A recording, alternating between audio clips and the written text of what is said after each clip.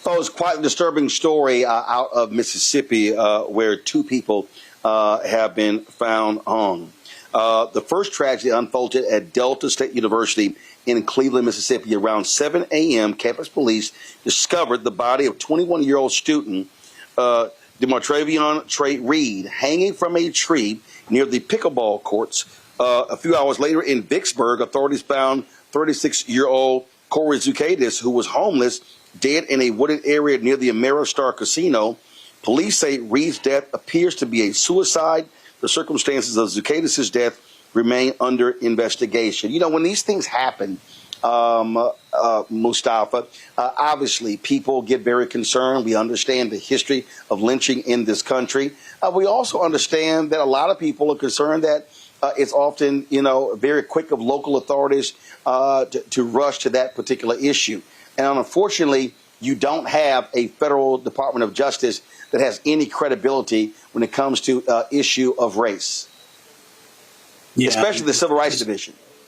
Right. And it's a shame because so many folks, put so much energy into actually making sure that division had what it needed. If you look at the last administration, not perfect, but they definitely were better than we had seen in quite a while.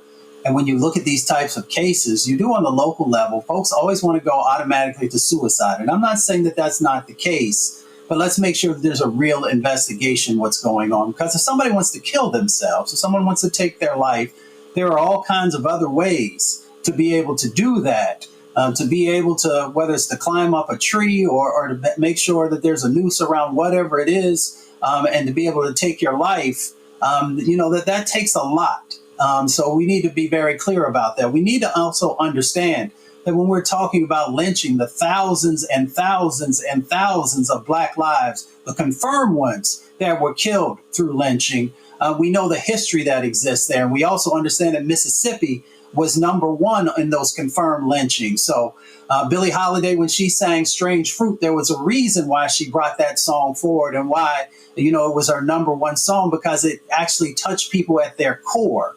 And it continues to reverberate even today. So we need to make sure that there is a real honest investigation, and we need to understand those dynamics that took place. And if it wasn't suicide, we need to make sure that the right people are brought forward and that they're prosecuted.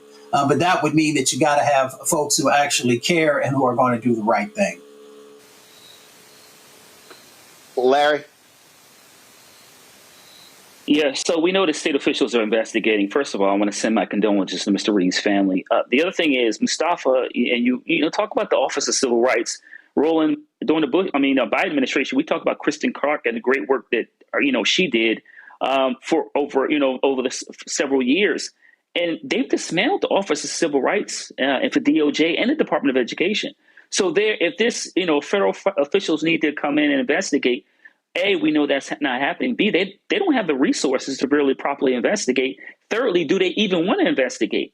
The other thing is we talk about Mississippi, certainly the South, and various other parts of the country there's a very disturbing link between hangings, brutal murders of Black people, and certain states and jurisdictions.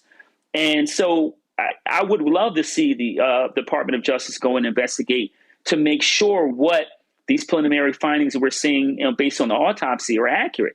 The other thing we have to keep in mind is a long history of Black people being killed, autopsies, preliminary autopsies and final autopsies suggesting they were killed one way.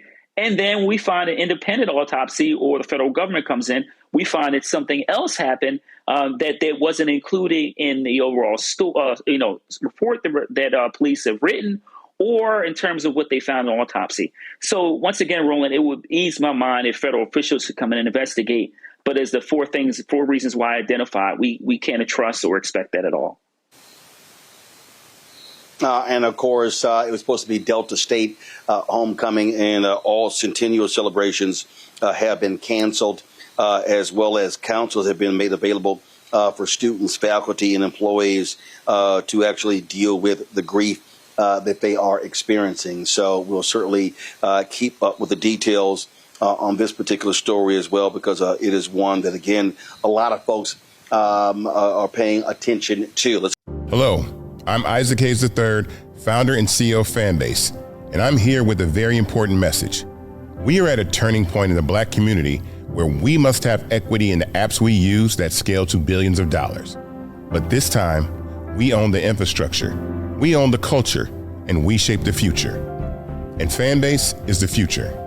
Fanbase combines the free functionality of Instagram, TikTok, and YouTube into an all-in-one platform built for the evolution of social media and monetization. With over 1.4 million users, that's real proof that we are shifting the conversation of tech ownership and equity for creators.